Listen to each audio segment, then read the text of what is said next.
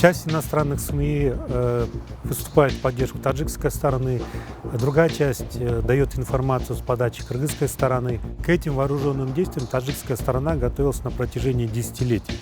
То есть ежегодно, начиная с 2014 года, таджикская сторона проводит агрессивные действия, не спровоцированные кыргызской стороной против граждан Кыргызской республики. Среди них похищение мирных жителей из приграничных сел, проживающих рядом с границей Таджикистана, их избиение, пытки, стрельба, убийства, использование легкого огнестрельного оружия, вплоть до тяжелой артиллерии, ракетных систем, авиации.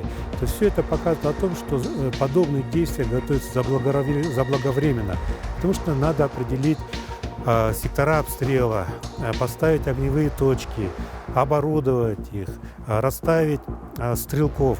Пусть это будут стрелки из автоматов Калашников, пулеметов, гранатометов и так далее. Был заранее подтянута бронетехника, тяжелая артиллерия. То есть все вот эти приготовления свидетельствуют о том, что такая подготовка шла заблаговременно. То есть это не был неожиданный акт с точки зрения военной науки. Если мы говорим с точки зрения информационных действий, то мы видим, что большинство таджикских изданий, которые в прошлом году, в 2021 году еще пытались давать какую-то объективную информацию, то в 2022 году дают откровенно фейковую информацию, которые неоднократно уже разоблачались кыргызстанскими средствами массовой информации.